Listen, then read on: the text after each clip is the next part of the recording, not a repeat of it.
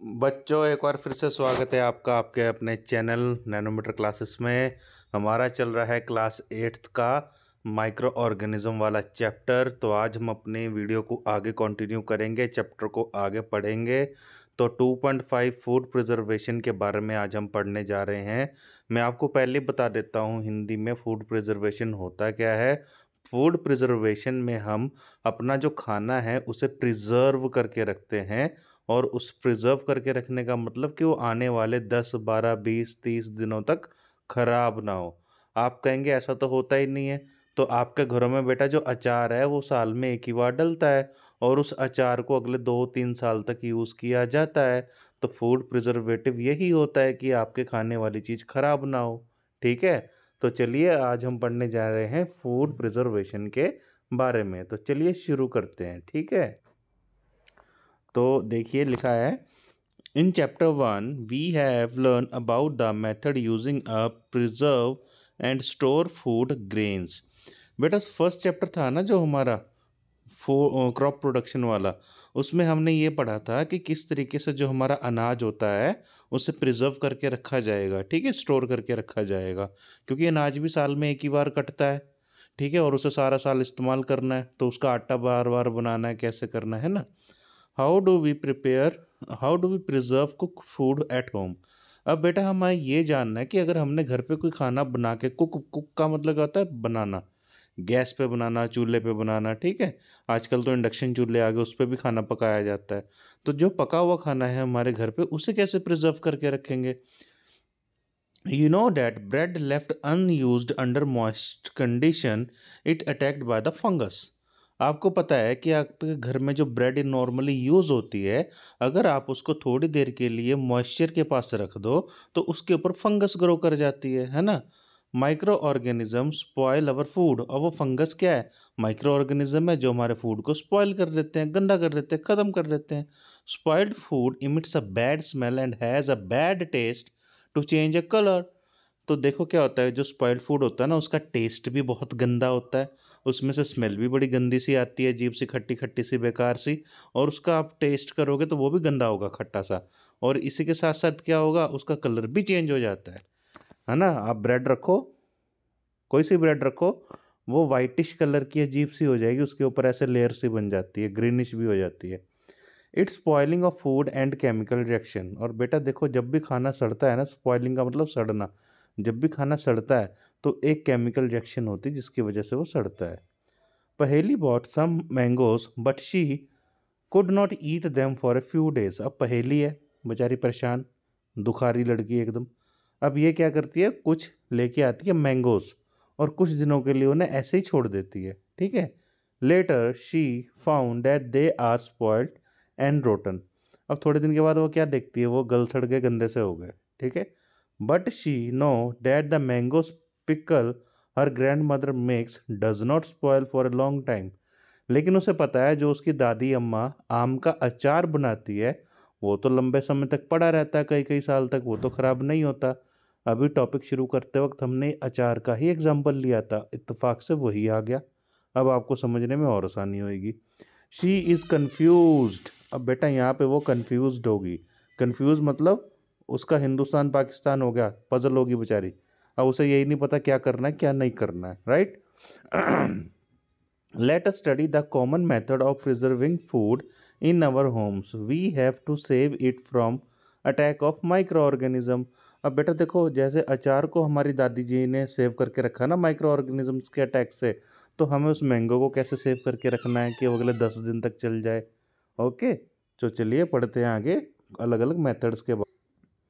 तो बेटा तो पहला मेथड आता है हमारा केमिकल मेथड। ये तो नाम से ही क्लियर है, केमिकल क्या होता है, बताइए बताइए, कोई बता सकता है केमिकल? रसायन।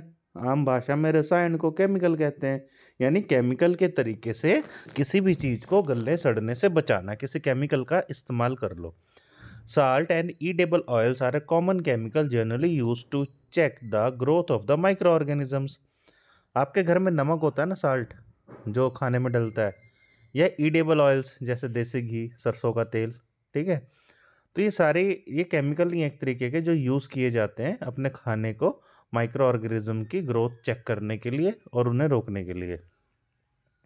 देयरफॉर दीज आर कॉल्ड है प्रिजर्वेटिव्स, और यही चीज़ें होती हैं जो कि प्रिजर्वेटिव कही जाती हैं।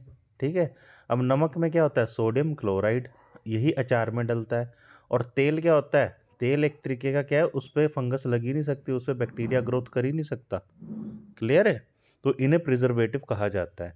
वी एड साल्ट और acid preservative to pickles to prevent the attack of microbes. हम या तो नमक डाल देते हैं अपने अचार में, या फिर कुछ एसिड डाल देते हैं, जिससे कि हमारे अचार में फंगस या किसी भी तरीके के माइक्रो ऑर्गेनिज्म नहीं लगते। Sodium benzoate and sodium meta bisulphite are common preservative. देखो बेटा अंडरलाइन कर लो कौन से एसिड होते हैं। देखो सोडियम बेंजोएट, दूसरा सोडियम मेटा बाइसल्फाइड, दोनों आ सकते हैं आपको वन वर्ड में, अंडरलाइन कर लो दोनों को। ठीक है, these are use in jam and squash to check the spoilage.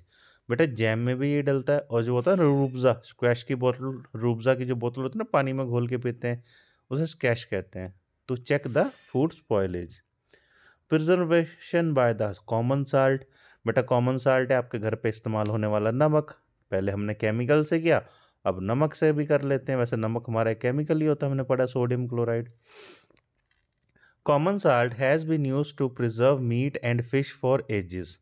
देखो नमक से जो प्रिवेंशन है ना कॉमन साल्ट की, इससे हम अपनी मीट एंड फिश को काफ़ी टाइम तक बचा के रख सकते हैं। Meat and fish is covered with a dry salt to check the growth of bacteria. अब जो फिश है, जो फिश वगैरह होती है ना, समुंदर से मछली निकाल के लाते हैं, और मीट है, इसे हम ड्राई साल्ट से कवर कर देते हैं। ठीक है, to check the growth of bacteria. Salting is also use to preserve amla, raw mangoes and tamarind. अब देखो जो नमक है ना बेटा, ये आंवले को भी बचा के रखता है, आंवला भी अगर हम प्रिजर्व करके रखना तो उसे रख सकते हैं। रॉ मैंगो यानी कच्चे आम को भी बचा के रखता है। और टर्माइड क्या होती है हमारी, बताइए, टर्माइड होती है हमारी इमली। ठीक है, इमली को भी बचा के रखता है। Preservation by sugar, jams, jelly. देखो अब चीनी से भी हम प्रिजर्व कर सकते हैं। Jams, jellies and squash are preserve by sugar. Sugar reduce the moisture content which inhibit the growth of bacteria which spoil the food. अब देखो बेटा जो शुगर होती है ना, ये मॉइस्चर को ऑब्जॉर्व करती है, और जो ग्रोथ होती है ना उसको ये इनहिबिट करती है, यानी कि रोक देती है। और जब ग्रोथ नहीं होएगी, मॉइस्चर अच्छे से फैलेगा नहीं, तो जाहिर सी बात है वहाँ पे बैक्टीरिया पनपेगा नहीं, और जब बैक्टीरिया पनपेगा नहीं तो खाना सड़ेगा नहीं। तो बेटा आगे बढ़ते हैं, preservation by the oils and vinegar. ठीक है, तो आई होप आपको ऊपर तक क्या समझ आ गया होगा प्रिजर्वेशन बाय शुगर। अब देखते हैं preservation by oil and vinegar. Oil यानी तेल, विनेगर क्या होता है, सिरका। आपके घरों में सिरका सबके घर होगा, नहीं होगा तो मम्मा को कहो वो आपको सिरका दिखाएंगी कैसा होता है। Use of oil and vinegar prevents the spoilage of pickles because bacteria can not live in such a environment. देखो अगर आप ऑयल एंड विनेगर अपने खाने में इस्तेमाल करोगे तो उसको कभी माइक्रो ऑर्गेनिज्म टच ही नहीं करेंगे। रीज़न क्या है, ऑयल में माइक्रो ऑर्गेनिज्म कोई किसी भी तरीके से ग्रोथ नहीं करते। ठीक है, रिप्रोड्यूस नहीं करते और ग्रोथ भी नहीं हो पाती, और ना ही विनेगर के अंदर हो पाती है। ठीक है, vegetable, fruit, fish and meat are often preserve by using this method. तो हमारे जितने भी वेजिटेबल्स हैं, फ्रूट्स हैं, फिश है, मीट है, इन सबको हम इनके इस्तेमाल से बचा के रख सकते हैं। आपने कभी नोटिस किया होगा आपके घर में सब्जी आई है, बहुत शाइन कर रही है, आप हाथ लगाते तो वो चिप ऐसे फिसलन सी होती है। कभी बैंगन आपके घर आए हो ना, ध्यान देना बैंगन भी फिसलते हैं, शिमला मिर्च फिसलती है, नींबू फिसलता है। आप वो नहीं होता आपका एप्पल, वो भी फिसलता है, क्योंकि इसके ऊपर एक लेयर कोटिंग करके रखते हैं ये चीज़ों की, जिससे कि खाना ख़राब नहीं होता। तो आपको हमेशा उसे अच्छे से वॉश करके खाना चाहिए, कोई भी चीज़ आपके घर में आती है। Heat and a cold treatment. अब देखो गर्म और ठंडा, ट्रीटमेंट क्या हो गया, ट्रीटमेंट हो गया इलाज। यहाँ पे ट्रीटमेंट का मतलब हो गया खाने को गर्म जगह पे रखो या ठंडे जगह पे रखो, अलग अलग चीज़ अलग अलग जगह पे, अलग अलग वातावरण पे ख़राब नहीं होती। ठीक है, you must have observe your mother boiling milk before it store और यूज। आपके अपनी मम्मा को देखा होगा अपने घर में, पेरेंट्स को, वो दूध को रखने से पहले रेफ्रिजरेटर में अच्छे से बॉयल करते हैं, फिर जाके उसे उठा के अगले दिन के लिए यूज़ करते हैं, नेक्स्ट डे को। ठीक है, boiling kills many micro organisms. और ये बात तो आपको बच्चों पता नहीं है तो मैं बता देता हूँ। जैसे ही हम किसी चीज़ को बॉयल करते हैं, ठीक है, जैसे दूध को अच्छे से हमने बॉयल किया, तो उसके बॉयल करते क्या होगा, बहुत जितने भी माइक्रो ऑर्गेनिजम्स उसमें होंगे वो सारे के सारे क्या होंगे, मर जाएंगे। ठीक है। Similarly we keep our food in the refrigerator. तो हम अपने फूड को कहाँ रखते हैं, रेफ्रिजरेटर में, at a low temperature inhibit the growth of microorganism. तो इसीलिए हमें अपना जो खाना होता है ना वो रेफ्रिजरेटर में ही रखना पड़ता है, जिससे कि उसमें ग्रोथ ना हो पाए। क्योंकि गर्म, देखो जहाँ पे गर्म है वहाँ पे नहीं हो पाती, और जहाँ पे ठंडा होता है वहाँ पे भी नहीं हो पाती। Why does a milk that come in packet not spoil. सबसे अच्छा क्वेश्चन है, बहुत इंटेलिजेंट क्वेश्चन है ये। पहली बार मुझे इस बच्चे का क्वेश्चन समझ आया। ये उदास सा लड़का बेचारा कहता है जो पैकेट के अंदर दूध आता है वो क्यों नहीं स्पॉइल होता, खराब होता। My mother told me that the milk is pasteurised. What is a pasteurisation. अब बेटा पास्चुराइजेशन क्या है, ठीक है, जो मिल्क बाजार में पैकेट के अंदर मिलता है उसे हम पास्चुराइज मिल्क कहते हैं। तो पास्चुराइज मिल्क है क्या भाई, बता सकता है कोई? चलिए अब पढ़ते हैं, बताता हूँ। Pasteurized milk can be consumed without boiling as it is free from harmful microbes। देखो पास्चुराइज मिल्क होता है ना, इसे बिना उबाले हम कंज्यूम कर सकते हैं। क्यों? क्योंकि ये बैक्टीरिया फ्री होता है, इसमें माइक्रोब्स होते ही नहीं है। आप कहेंगे यार पैकेट के अंदर और उसमें माइक्रोब्स नहीं है, कैसे है? देखिए पढ़ते हैं। The milk is heated about 70 degree Celsius और 15 टू 30 सेकेंड्स। देखो 15 से 30 सेकंड के लिए उसे 70 डिग्री के ऊपर उबाल दिया जाता है। सोचो कितना हाई टेम्परेचर है। आप घर में उबालते हो 15-20 मिनट लगते हैं, तब वो बाहर आता है 100 डिग्री सेल्सियस पे आके। यानी इन्होंने 15 से 30 सेकंड के लिए उसको 70 डिग्री सेल्सियस पे हीट करा, and then suddenly chilled and stored. और उसके बाद उसे जैसे 15 से 30 सेकंड तक वो गर्म हुआ, उसके बाद उसे एकदम चिल्ड यानी ठंडे ठंडे पानी से उस क्रॉस करवा दिया, या बर्फ़ में से क्रॉस करवा दिया। ये नहीं उसमें बर्फ़ मिक्स कर दिया, ठंडा पानी मिक्स कर दिया। यानी जितनी 15 से 30 सेकंड में उसे गर्म करा था 70 डिग्री सेल्सियस, अगले 1-2 सेकंड में उसको ठंडा कर दिया। समझ आया? और उसे स्टोर करके रख लिया।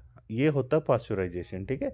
यानी कि पहले उसे एक हाई टेम्परेचर पे थोड़े टाइम के लिए लेके आना, फिर इंस्टेंटली उसी वक्त उसको लो डाउन कर देना, फ्रीजिंग पॉइंट तक ले आना। चिल्ड, फ्रीजिंग का मतलब यानी जम जाए वो, उसे चिल्ड एकदम ठंडे ठंडे उससे गुजार देना, जिससे कि वो एकदम गर्म हुआ फिर ठंडा हो गया। ठीक है।